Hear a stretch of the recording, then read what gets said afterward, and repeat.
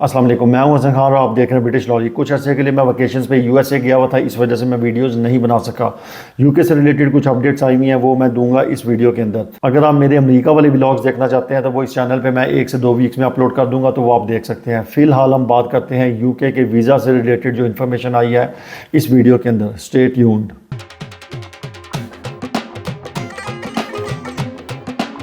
UK की एक independent body है जिसका नाम है माइग्रेशन एडवाइजरी कमेटी मैक। उसने एक लिस्ट शाया की है, इमिग्रेशन सैलरी लिस्ट। उसके अंदर उसने जॉब्स दी हैं और उन्होंने बताया है कि इनकी इतनी सैलरी होनी चाहिए। आपको याद होगा कि दिसंबर में यूके की गवर्नमेंट ने ऐलान किया था कि शॉर्टेज ऑक्यूपेशन लिस्ट जो है SOL, उसको हम छोटा कर रहे हैं। उसमें से बहुत से जो पेशे हैं वो निकाल दिए जाएंगे, बहुत सी फील्ड्स जो हैं उसको निकाल दिया जाएगा और एक छोटी लिस्ट बनाई जाएगी।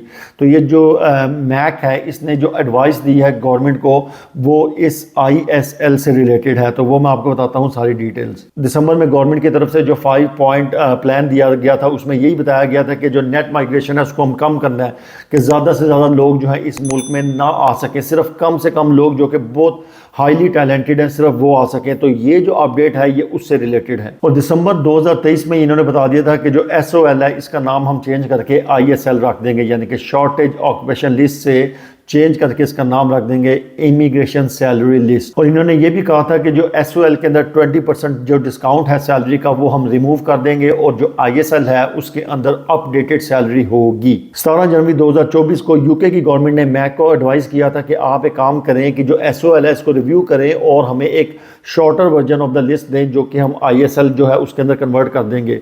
तो अब जो है 24 फरवरी 2024 को जो ISL है वो दे दी गई है। मैक ने जो सजेशंस दिए हैं यूके गवर्नमेंट को वो बहुत ही अनएक्सपेक्टेड है। उन्होंने बहुत सी जॉब्स, बहुत सी फील्ड्स जो हैं वो SOL में से निकाल दी हैं। अब जो ISL है यानी कि जो न्यू लिस्ट है वो बहुत ही छोटी है। पहली चीज़, मैक ने कहा है कि जो ISL है इमिग्रेशन सैलरी लिस्ट, इसके अंदर सिर्फ 21 यानी कि 21 ऑक्यूपेशंस जो हैं वो इंक्लूड होंगे। तो जो न्यू ISL है वो बहुत ही छोटी है ओल्ड SOL से। तो अगर कंपैरिजन करें तो जो ओल्ड SOL है उसकी निस्बत इस न्यू ISL के अंदर 30% लेस रोल्स हैं। अब जो नई लिस्ट है उसके मुताबिक 18 रिकमेंडेशंस जो हैं वो यूके वाइड जॉब्स की हैं और सिर्फ 3 रिकमेंडेशंस जो हैं वो स्कॉटलैंड में है, यानी कि 18 टाइप की जॉब्स जो हैं आपको वो पूरे यूके में मिल सकती हैं और सिर्फ 3 टाइप की जॉब्स जो हैं वो सिर्फ स्कॉटलैंड में आपको मिलेंगी। तो ये जो इन्होंने ISL की लिस्ट दी है ये अभी इनिशियल लिस्ट दी है, इसकी जो फुल डिटेल आएगी वो आएगी इस साल के आखिर में।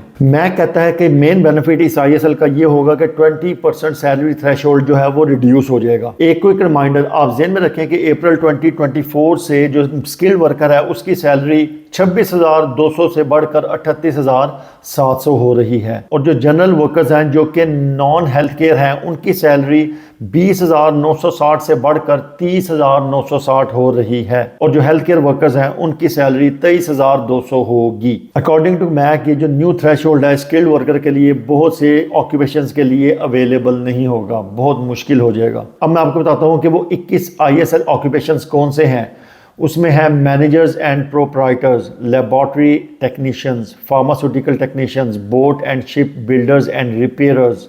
फिर उसके अलावा आ जाते हैं brick layers, roofers, roof tilers, construction and building trades not elsewhere classified. फिर उसके अलावा animal care services, care workers, senior care workers, chemical scientist, biological scientist, social and humanity services, artist और बहुत से। ये जो लिस्ट है मैं डिस्क्रिप्शन में डाल दूंगा, आप अपने टाइम पे देख सकते हैं। और ये जो 21 रोल्स हैं, 21 ऑक्यूपेशंस हैं, इनमें से 18 ऐसे हैं जो कि पूरे यूके में अप्लाई होंगे, यानी कि पूरे यूके में उनकी जॉब मिल सकती है और 3 ऐसे होंगे जो कि सिर्फ और सिर्फ स्कॉटलैंड में आप जॉब कर सकते हैं। ISL के मुताबिक ओनली 8% जो है वो जॉब स्किल्ड वर्कर के लिए होंगे, लेकिन SOL में 30% जो जॉब्स थी वो स्किल्ड वर्कर के लिए होती थी।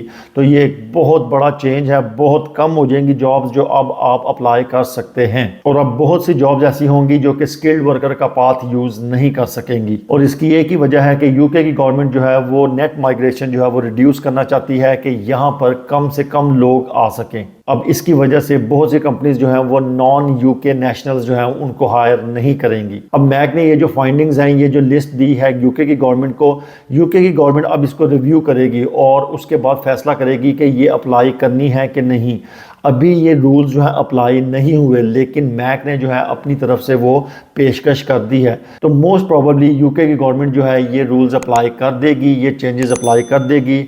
तो आप जो है अपनी बेल्टें कस लें। आपको फिर बता दूं कि ये सिर्फ प्रपोजल है मैक की तरफ से, ये जब यूके की गवर्नमेंट इंप्लीमेंट करेगी तब ये रूल्स जो है अप्लाई होंगे। तो इस सारे चेंजेस के बाद मेरा ये ख्याल है कि यूके के अंदर मूव होना अब बहुत मुश्किल हो जाएगा, लेकिन ये मेरा ख्याल है।